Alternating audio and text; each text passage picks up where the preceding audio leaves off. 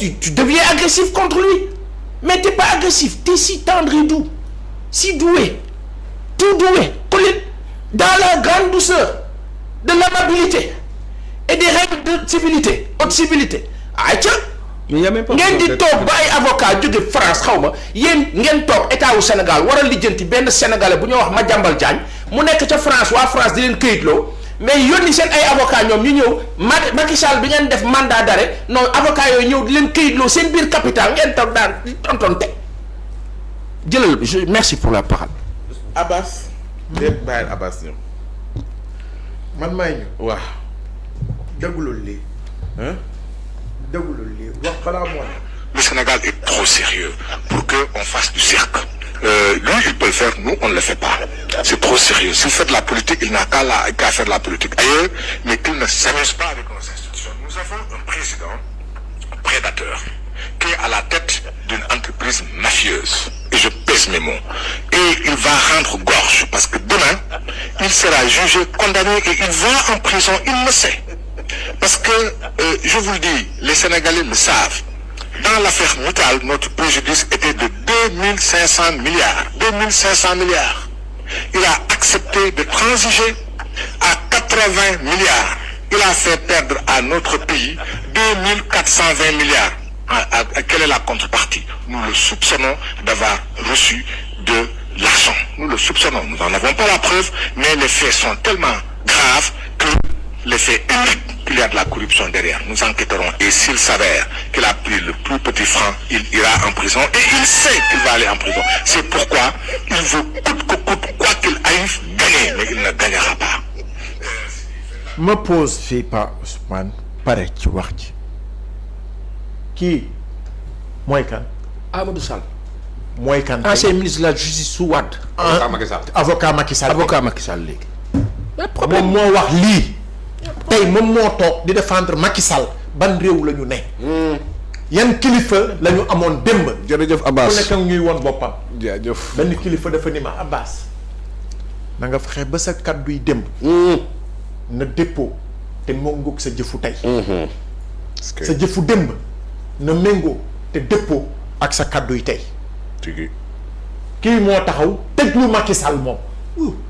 moom yéen tiitu leen moom moo taxaw tëj lu Macky Sall ba damm caabi ci kaso. lan moo changé entre temps vous n'êtes pas surpris. trop même. ñii ñooy tax ñun ñuy def débat. scandalisé. man ñii ñoo tax man may def débat je le ferai pas parce que ñii gëmuñu yàlla wóoluwuñu seen bopp dañuy jaamu seen soxla Pa Ousmane.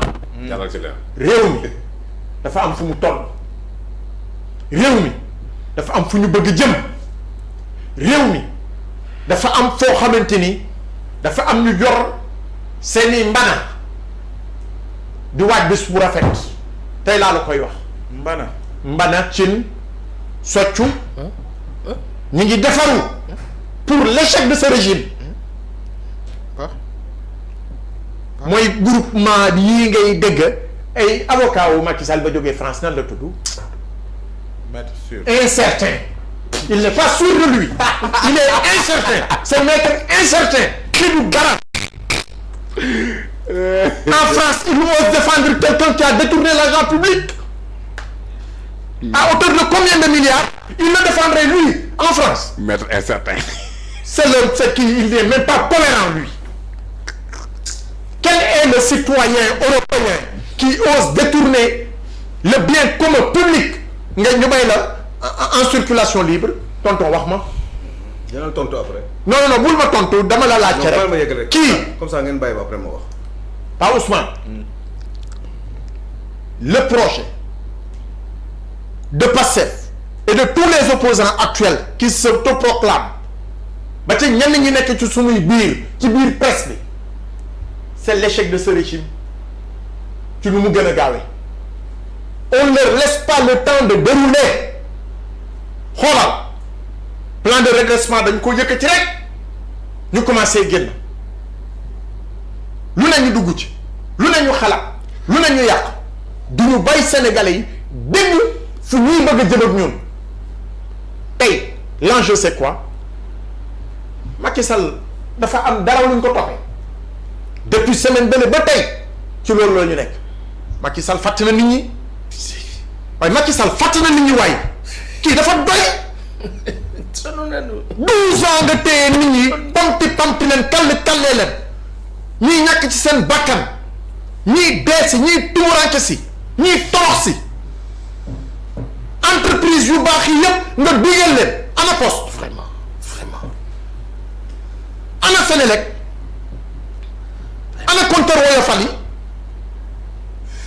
endettement bi waxuma ko ñu ni déetawaay tu as échoué lamentablement les Sénégalais ont fait confiance à cette jeune génération ñu tabb leen plus de 50% ñu gagné ko mais tu les laisses dérouler nga gore dem toog Macky Sall demal nga toog bokkoo ci mbir mi wàccal Sénégalais yi nga bàyyi ñu doxal seetal ci yàlla tu es l'homme du passé tu peux pas être l'homme du présent le présent se dessine avec le président Bassirou Diomaye Diakhar Faye le premier ministre Ousmane Sonko et l'ensemble du gouvernement. Vous n'êtes même pas majoritaire à l'Assemblée. Ñen bëgg a occuper le débat. Parlons des questions d'enjeu. La participation citoyenne au vote du budget. C'est un débat. Pour nit ñi mën a approprier wu les concepts, les philosophies, les propositions, les débats sur la plénière. Mais ay Olivier incertain, ils n'ont jamais remporté un très grand procès en Europe. Ñu taxaw fii du ñu fàtt. L'État n'a qu'à être ferme dans ses prises de position. ñu régler affaire gis nga affaire dafay am fu muy tollu tëggum semmiñ la war a doon kirtim tos mu tas wax bi yem fa ku ne lañ sa moom nga jël ko dañ leen bàyyi trop de liberté moo tax ñuy jouer ci suñuy conviction ci suñuy engagement et cetera. Et quelle est l'actualité issue du Conseil des ministres? Pour la première fois, ministre en charge porte-parole du gouvernement mu def un débat après le Conseil des ministres. Lan nga ci dégg? Qui l'a repris? Qui a compris le concept global alors que le concept était performant? Il y a un tempo bien choisi en communication pour étouffer les politiques publiques. Moo tax man je demande débat bi nañ ko classé sans suite parce que ñii du ñu gor